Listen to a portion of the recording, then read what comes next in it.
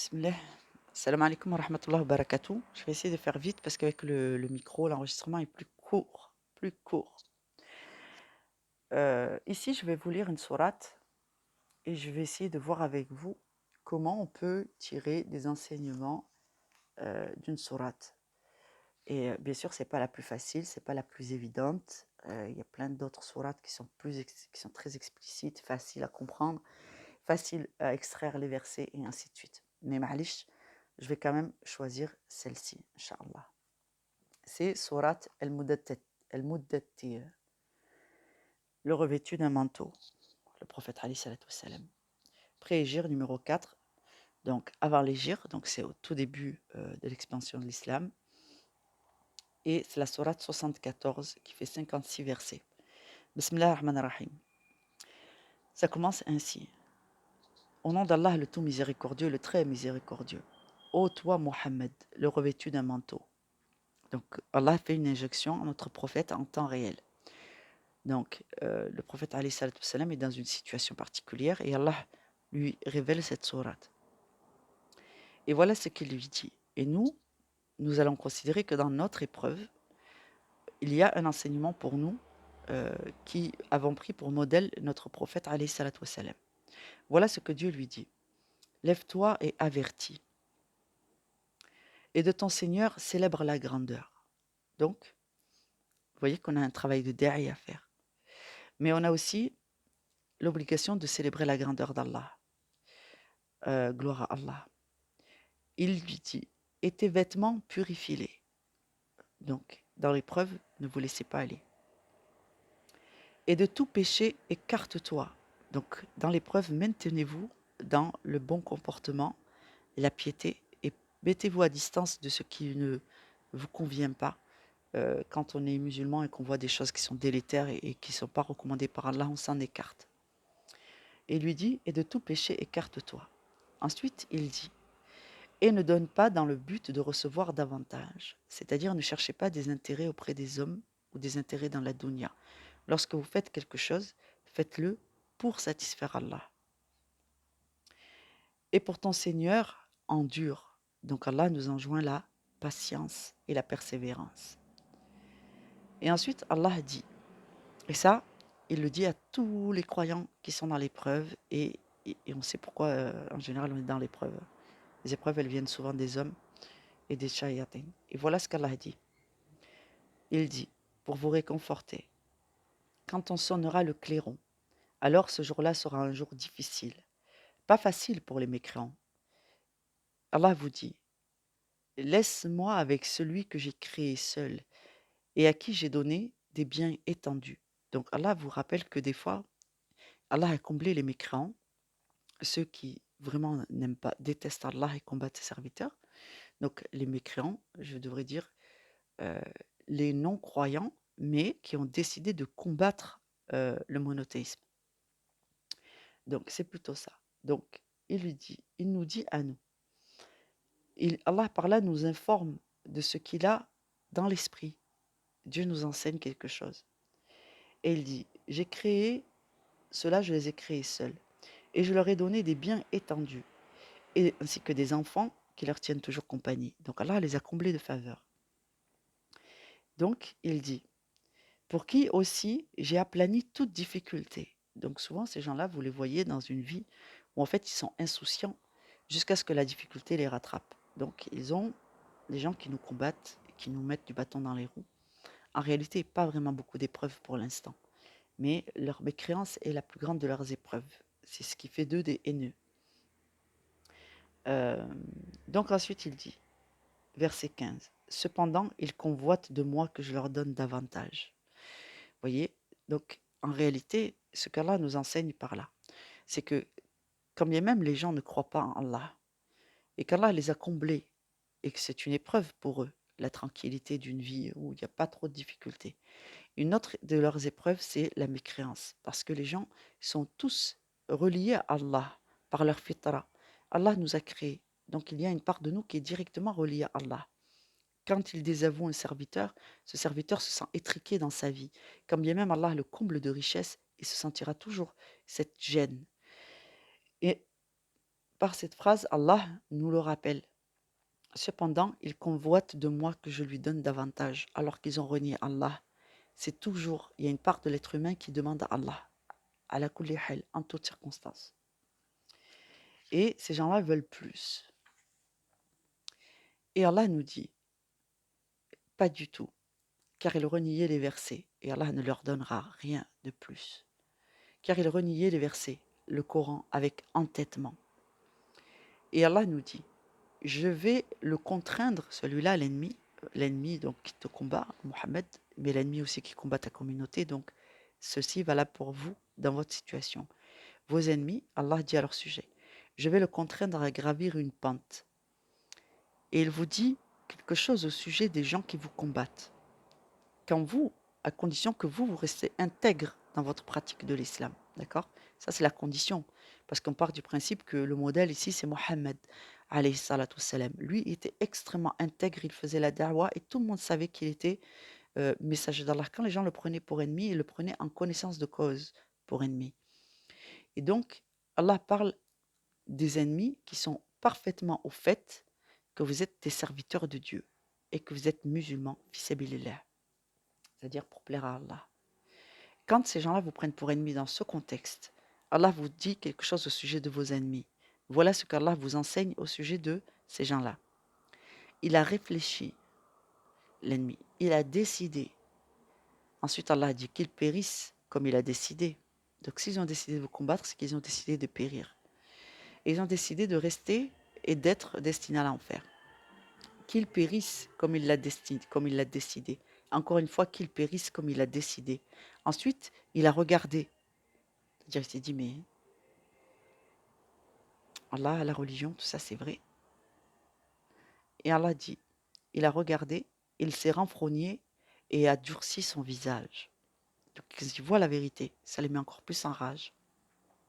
Ensuite, il a tourné le dos et s'est enflé d'orgueil.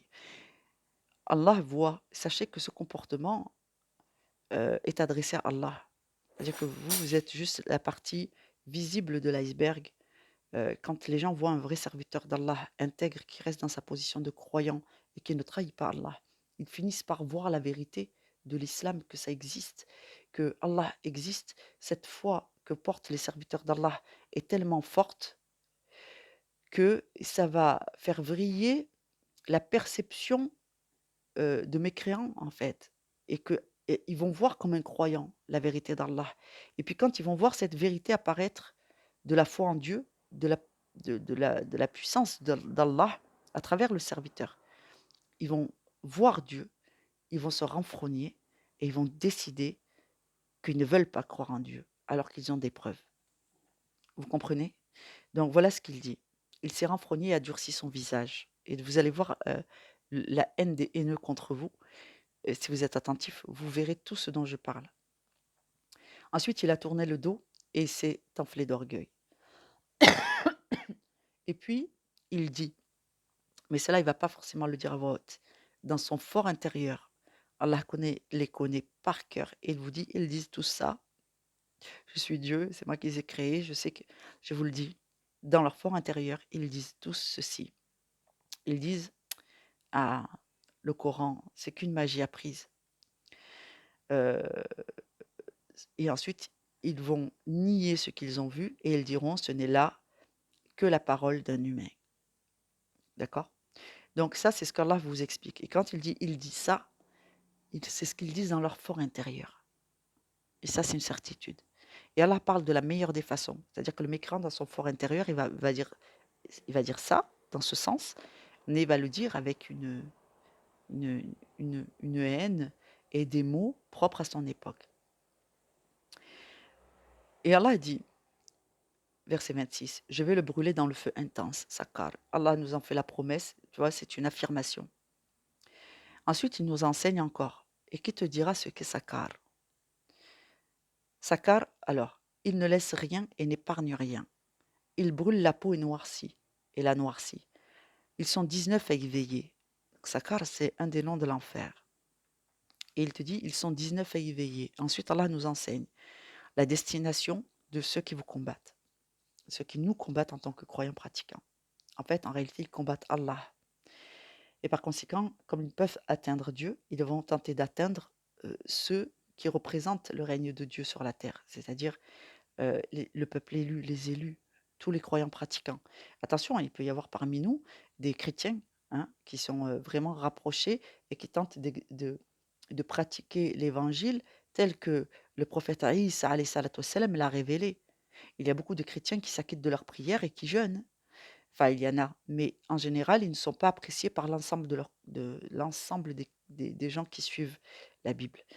C'est une petite minorité de gens qui sont très attachés à l'origine de leur religion, c'est-à-dire qui sont attachés à la sunna de Isa et au livre de Isa. Et ceux-là, ils cherchent la vérité. Ceux-là sont des serviteurs d'Allah. Quant à ceux qui ont accepté le mensonge, les sectes et de dévoyer, de complètement falsifier le message et de ne pratiquer qu'une toute petite partie de ce qui reste de la sunna et tout le reste ils l'ont rejeté, ceux-là sont des égarés, qu'Allah les guide. Verset 31. Nous n'avons assigné comme gardiens du feu que des anges, cependant, nous en avons fixé le nombre que pourraient prouver les mécréants. Et aussi afin que ceux à qui le livre a été apporté soient convaincus et que croisse la foi de ceux qui croient. Et que ceux à qui le livre a été apporté et les croyants n'aient point de doute. Donc Allah vous exhorte à ne pas douter du châtiment qu'il leur réserve. L'important, c'est qu'un jour, vous aurez besoin de savoir ça. Si aujourd'hui, votre cœur est apaisé, vous arrivez à pardonner, passer outre et tout, un jour, peut-être, cette charge sera lourde et vous devrez vous rappeler des versets afin d'apaiser votre cœur. Et ceux qui croient, donc, que les croyants n'ont point de doute. Et donc, et pour que ceux qui ont au cœur une quelque maladie et que les mécréants disent: qu'a donc voulu dire Allah par cette parabole? C'est ainsi qu'Allah égare qui il veut et guide qui il veut. Nul ne connaît les armées de ton Seigneur à part lui, et ce n'est là qu'un rappel pour les humains. Allah continue, verset 32. Allah est ferme. Non, par la plume, et Allah ne jure que par ce qui est important dans son règne. La lune, pardon. Non, par la lune, et par la nuit quand elle se retire, et par l'aurore quand elle se découvre. Sakar est l'un des plus grands malheurs, un avertissement pour les humains. Pour qui d'entre vous veut avancer ou reculer? Toute âme est l'otage de ce qu'elle a acquis. Cette phrase est très importante. Sauf les gens de la droite, les élus. Dans les jardins, ils s'interrogent au sujet des criminels. Je vais revenir sur la phrase, sur le verset 38, Inch'Allah. Au sujet des criminels, ils s'interrogent. Qu'est-ce qui vous a acheminé à Sakar? Et Allah, ici, nous ramène une prophétie, c'est-à-dire que tout ça va vraiment se produire et cette discussion aura lieu dans le futur, après le jugement. Et vous verrez, Inch'Allah, nous y serons, si Dieu veut.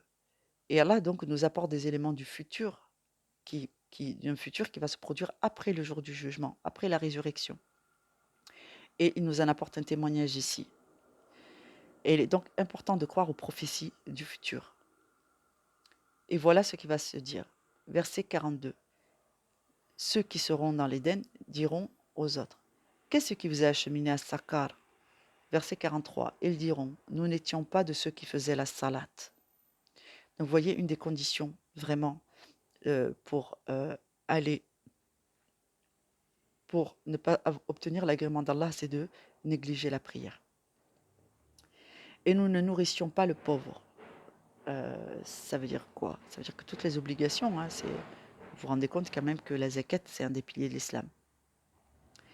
Et nous, nous associons à ceux qui tenaient des conversations futiles. Et nous traitions de mensonges le jour de la résurrection, jusqu'à ce que nous vînt la vérité évidente, la mort. Ne leur profitera donc point l'intercession des intercesseurs, qu'ont-ils à se détourner du rappel? Ils sont comme des onacles épouvantés s'enfuyant devant un lion. Chacun d'eux voudrait plutôt qu'on lui apporte des feuilles tout étalées. Ah non, c'est plutôt qu'ils ne craignaient pas l'au-delà. Donc si les gens qui en demandent trop, trop, trop, trop, trop, trop, trop de preuves, Allah les considère comme des, des gens qui ne croient pas. Les gens qui demandent trop, trop, trop, trop, trop, mais quand je dis trop, ça veut dire que c'est abusé. Trop, trop, trop, trop, trop, trop de preuves, Allah considère que ce sont des non-croyants, qui tant qu'ils n'ont pas vu avec l'œil de la certitude ne croiront jamais. Ça veut dire que Allah nous rappelle que on verra avec l'œil de la certitude quand on sera au jour des comptes, du jugement, et qu'on amènera l'enfer devant nous. On verra l'enfer avec l'œil de la certitude. Là, on pourra croire avec certitude qu'on y sera jeté, qu'Allah nous en préserve. Donc, c'est ça le destin des gens qui ne veulent pas croire, alors qu'ils ont des preuves. Et les preuves qu'Allah leur donne ne leur suffisent pas. Vous voyez, ils sont un peu comme les gens de El-Mida à la table servie, dans le récit de Sayyidina Isa alayhi salatu salam. Il me semble que c'est Isa, hein. Et, heu, et qui disent, ou de Moussa alayhi salatu wassalam, quand sur le mont, ils ont dit: «Nous ne croirons que quand nous verrons Dieu de nos propres yeux», et Allah les a foudroyés et terrassés par la foudre. Je crois que c'est verset 55. Je ne me rappelle plus. Voyez? Et Allah les a tués et ressuscités pendant que nous regardions. C'est le sens du verset. Je crois que c'est verset 55 sourate 2. Allahu a'lam. Et donc, demander des preuves à ce niveau à Allah, c'est une preuve de mécréance. Donc il faut se calmer un petit peu. Il faut apprendre à voir les miracles du quotidien. Allah vous nous les enseigne dans le Coran. Il faut se rattacher à des miracles comme le fait que le Coran est un miracle. Les prophéties qui viennent du futur et qui parlent du passé, la corrélation entre les événements est un miracle. Les prophéties dans le Coran, les révélations de certaines sourates qui ont été révélées avant les faits. Donc quand Allah dit j'ai maudit Abu Lahab wa Tab pour le mal qu'il te fait, ô Mohammed, au messager d'Allah, et nous allons faire la ruine de son royaume, enfin de sa vie, nous allons le rabaisser et l'humilier, et ensuite sa malédiction est définitive. Cette sourate, elle est venue avant le châtiment. C'est-à-dire que ils sont là les miracles. Si vous n'avez pas trouvé les miracles qui vous satisfont, c'est que vous n'avez pas une bonne connaissance de votre religion. Donc il va falloir commencer à s'intéresser à la vie du prophète, à la vie des autres prophètes, voir les miracles dont Allah parle, parce que ce sont les miracles pour vous. C'est ceux qui ont vécu nos messagers. Une autre part des miracles, c'est que le livre nous soit arrivé et que nous aussi, nous avons des karamas dans nos vies. Bi'idhnillah, quand vous acquirez la connaissance, vous aurez acquis la connaissance de la vie des prophètes, quand vous aurez compris les mois qu'il y a dans Lilat al-Mihraj wal Isra, la nuit de l'ascension du prophète Mohammed alayhi salatu wassalam, vous allez la vivre avec lui et vous aurez vos preuves parce qu'Allah va vous révéler des choses. Plus vous donnez foi aux révélations d'Allah et plus Allah va vous soutenir en vous donnant un complément de connaissances et de révélations. C'est ça les karamats que vous devez chercher. Les miracles du quotidien, hormis la lune, le soleil, la nuit, le jour, l'enfantement, la grossesse, les miracles qui sont connus, hein, dans le Coran, il y a les révélations quotidiennes qu'Allah vous fait. Et c'est ça qui va venir soutenir et compléter les miracles que nous cherchons, les preuves que nous demandons à Allah, c'est-à-dire un règne vivant. Parce que la plupart d'entre nous exercent leur religion, mais ils n'ont pas encore connecté euh, pleinement. Il manque une dimension importante, il manque une connexion avec Allah.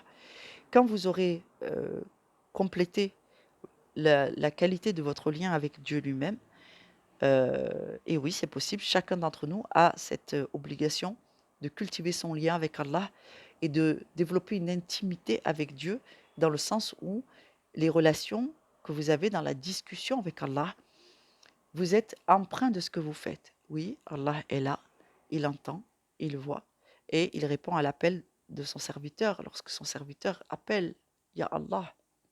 Et Allah répond à l'appel de son serviteur. C'est le serviteur qui n'entend pas. Donc, il faut s'attacher à construire cette relation avec Allah Azza wa Jal, et ensuite Allah va vous révéler des choses.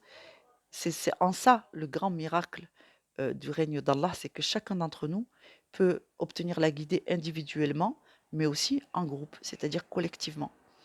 Quand dans un groupe de 3 individus, chacun d'entre eux a une bonne relation avec Allah et il y a un conflit dans le trio. Chacun d'entre eux va se consulter par rapport à sa propre relation avec Allah. Et Allah, dans ma relation à mes amis, euh, il y a tel problème, tel problème, tel problème. Facilite-nous. Le deuxième, il va faire la même invocation. Le troisième, il va faire la même invocation. Et Allah va vous arranger votre problème entre vous. Mais va vous demander une obéissance, c'est-à-dire pardonne, mets ça entre mes mains et réconcilie. Pardonne, mets ça entre mes mains et réconcilie. Les ordres, c'est les mêmes pour les trois. Les trois veulent satisfaire Allah, donc les trois vont faire des efforts et Allah va apporter par son intervention directe une conciliation dans le groupe et chacun va reconnaître ses torts.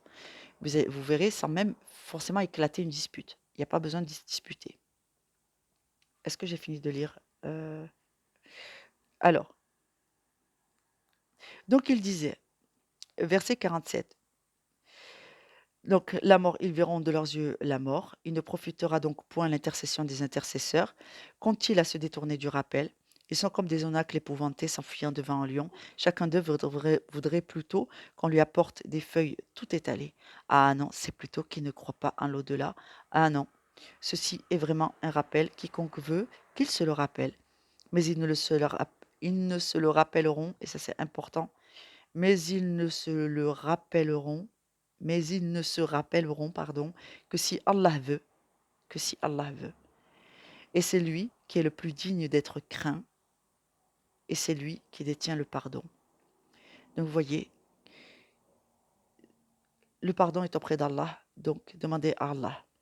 Et craignez Allah, parce que ça fait partie des commandements. Celui qui ne craint pas Allah n'est pas digne de confiance. Je voudrais revenir rapidement, Inch'Allah, si Dieu veut, sur le verset où il dit, c'est quoi, 24, 28 ?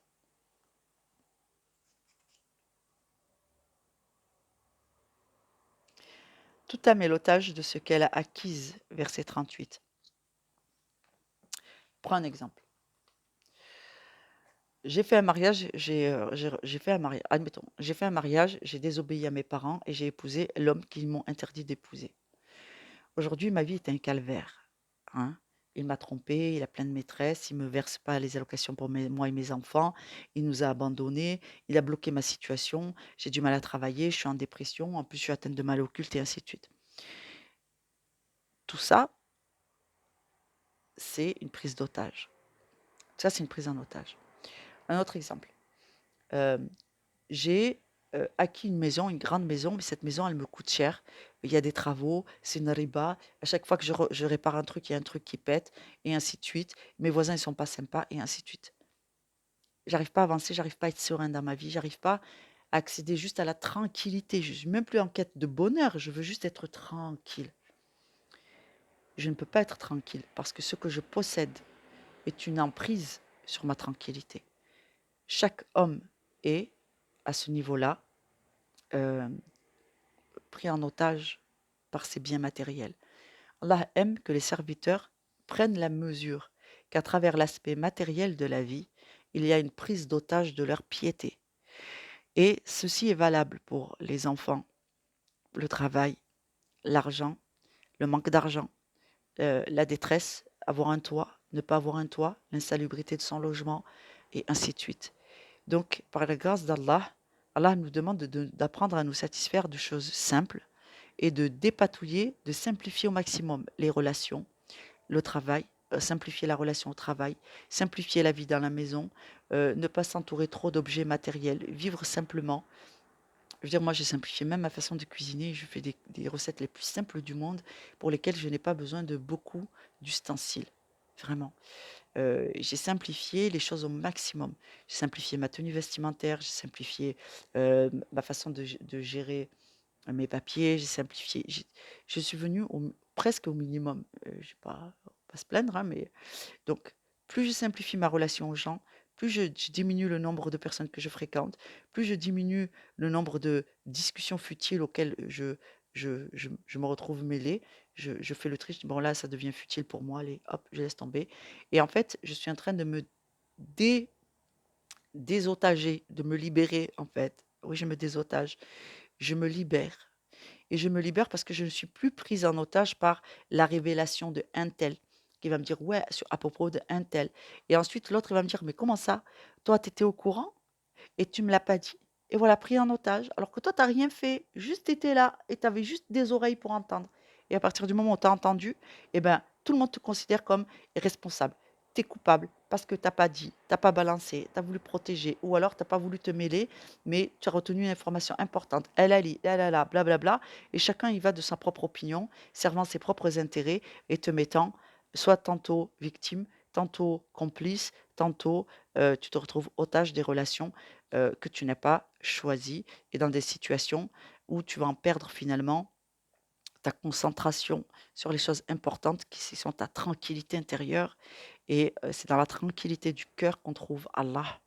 Donc la stratégie du diable est celle-ci: tout ce qui peut faire du chahut dans vos cœurs et dans vos têtes pour vous détourner d'Allah, d'entendre son message ou de l'adorer de la bonne façon avec la bonne déférence, les shayatines saisiront toute occasion de mettre du chahut dans votre être.